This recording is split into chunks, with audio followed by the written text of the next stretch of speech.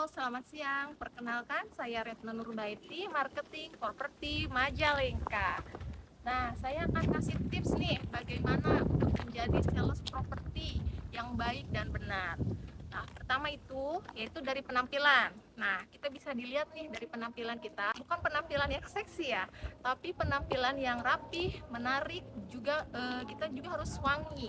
Gitu. Jangan lupa kita harus menggunakan jam, penampilan yang sopan, juga itu poin nomor satu. Oke? Nah, saya akan menjelaskan nih cara closing, cara booking, orang-orang bisa booking, bisa closing. Saya akan bagi tipsnya ya, caranya untuk closing atau ada konsumen yang datang atau bisa disebut WI. Nah, pertama-tama kita itu nggak boleh atau jangan dulu ya ngasih tahu harga. Kita tanya dulu. Seperti contoh ya di sini kita perkenalan dulu nih ya kayak gini misalkan ya, ibu ada yang bisa saya bantu gitu. Boleh ibu perkenalkan saya Retno Nurbaiti, marketing properti Terus Milen Majalengka. Nah ibu, saya dari kantor pemasaran, ada yang bisa saya bantu bu?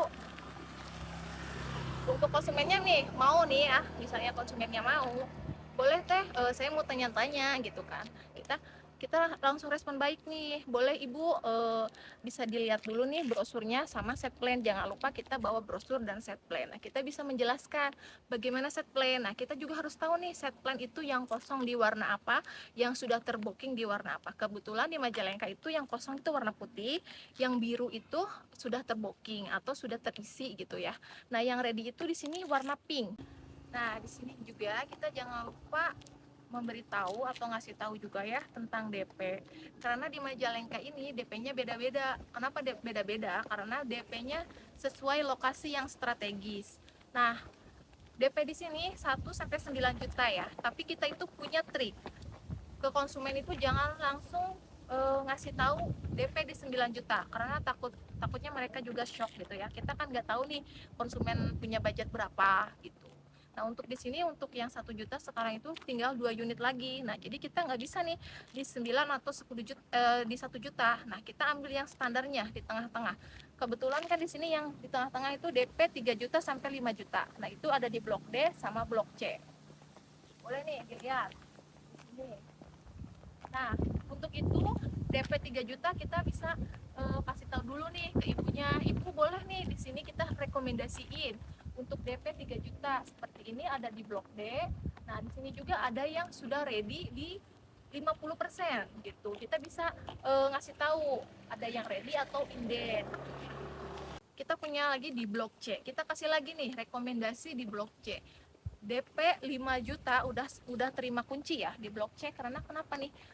Kita kasih keunggulan kita di blok C itu karena kenapa DP-nya 5 juta, karena ini dekat fasilitas umum. Kita harus kasih tahu nih fasilitas umum kedepannya akan jadi apa, kita harus tahu juga. Nah fasilitas umum di sini bakalan jadi tempat bulu tangkis. Nah kasih tahu juga jangan lupa karena blok C ini dekat sama masjid atau musola. Nah itu karena harganya 5 juta karena sangat strategis. Nah, kalau misalnya konsumennya nggak mau juga karena ini di blok C kebetulan inden belum ada yang ready, kita kasih tahu nih di blok E 9 juta itu ada yang ready stock, atau di blok F 5 juta ada yang ready stock. Nah, misalnya konsumennya yang lagi cari ready stock, kita arahkan di blok F, blok E itu DP 5 juta sampai 9 juta itu udah bagus banget. Nah, kalau di sini konsumen udah oke, konsumen pilih di blok F. Di blok F itu DP 5 juta ya. Konsumen sudah oke nih. Jangan lupa kita tanya juga tentang pemberkasan, tentang DP, tentang booking. Nah, di sini saya punya trik karena di sini pasaran itu booking di 500.000. Kita bisa bikin trik nih. Kita bilang aja, ibu sekarang lagi ada promo nih bu. Nah misalkan di bulan ini lagi nggak ada promo, kita buat nih promoan gitu ya. Nah booking tadinya 1 juta, jadi booking rumah cuma 500.000 aja gitu ya. Nah terus kita jangan lupa kasih tahu juga produk unggulan kita ini kayak booking di 500.000 itu ya, sudah mengurangi uang DP. Yang DP-nya 5 juta sudah dikurangi 500.000, jadi DP-nya sisa 4.500.000 gitu ya. Nah, jangan lupa juga sisa DP itu yang 4.500.000 itu saat pemberkasan harus masuk dalam 2 minggu, itu masuk 80% ya. Kita juga harus mengingatkan ke konsumen biar nantinya konsumennya tidak kecewa gitu. Lalu untuk persyaratan, kita harus tahu nih persyaratannya ibunya apakah karyawan swasta atau wirausaha. Nah, kita itu harus seperti tadi di awal, kita harus berhubungan dengan ibunya, harus menanyakan terlebih dahulu, jangan lupa meminta maaf. Takutnya orangnya kesinggung ya, kita minta maaf dulu gini. Contohnya ya, ibu maaf sebelumnya ibu bekerja di mana gitu ya, atau ibu maaf sebelumnya ibu punya usaha apa gitu. Jangan lupa pakai kata maaf gitu. Nah, terus untuk gaji juga, maaf ibu pendapatannya berapa per bulannya. Nah, agar kita bisa menyesuaikan gitu untuk data konsumen ke depannya seperti apa. Nah, dilanjut juga ya, kita harus tahu nih riwayat konsumen. Kita tanyain dulu ya, jangan lupa minta maaf terlebih dahulu. Nah, gimana nih contohnya ya? Kita tanyain nih riwayat utang piutang konsumen di masa lalu gitu ya. Nah, misalnya kita nanya nih ke konsumen, ibu maaf sebelumnya ibu ada angsuran yang sedang berjalan. Nah, misalnya tidak ada angsuran yang sedang berjalan, tapi ibunya sebelumnya pernah ada angsuran gitu ya. Ada angsuran yang di masa lalu. Nah, kita tanya, ibu sebelumnya lancar angsurannya, pembayaran tiap bulannya lancar atau tidak. Nah, ibunya lancar di situ. Nah, kita langsung aja closingin nih, karena datanya juga pasti bakalan bagus di BC. Nah, udah misalnya ibunya positif nih, kita kasih tahu juga nih di booking 500.000 itu misalnya BI checkingnya jelek ya, amit-amitnya kayak gitu, kita kasih tahu ke konsumen bahwa ada pengembaliannya pengembaliannya 50% dari booking. Jadi misalnya kalau booking 500.000 itu bisa kembali di 250.000. Nah, itu harus disampaikan lebih dahulu ya, agar konsumennya lebih tahu gitu. Dari DP, kalau misalnya udah pengajuan ke bank, nah di banknya ditolak atau reject, itu ada pengembalian 100% dari uang DP gitu ya. Jadi uang bookingnya sudah hangus, tapi yang kembali itu uang DP. Nah, misalnya kalau konsumennya tiba-tiba mundur, itu ada pengembalian di 80% gitu. Kita harus menyampaikannya terlebih dahulu agar konsumen tidak kecewa gitu. Nah, kita juga harus tahu nih bloknya ada di mana saja.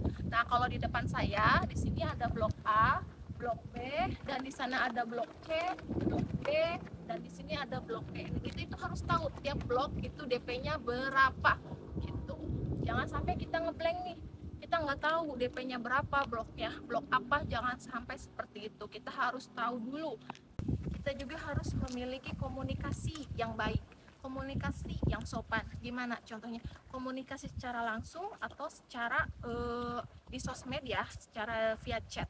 Pertama, komunikasi secara langsung. Kita harus bisa nih, contohnya ya, ucapkan selamat pagi, selamat siang ya. Misalnya, selamat pagi ibu, ada yang bisa saya bantu? Nah, ibu jangan lupa nih tanya dulu, kalau misalnya itu konsumen yang baru datang, kita nggak tahu, kita harus tahu aturannya untuk di marketing ya. Kita tanya dulu, maaf ibu sebelumnya sudah ada janji dengan marketing lain. Nah, itu harus ditanyakan dulu, takutnya konsumen itu sudah ada janji dengan marketing lain. Jangan lupa kita pinta nomor HP, harus ada ya, itu untuk database kita. Nah, misalnya ibunya udah nih cuma lihat-lihat aja, caranya minta nomor HP-nya kayak gini. Ibu boleh bu, ibu maaf sebelumnya, boleh nggak saya minta nomor HP-nya? Untuk apa? Ya, ibu boleh nggak saya minta nomor HP-nya? Siapa tahu nanti di bulan depan ada promo menarik gitu. Jadi saya bisa memberitahu ibu nih promo apa aja, promo baru apa aja nih untuk ibu. Nah, itu ya caranya meminta nomor HP konsumen atau WI yang datang.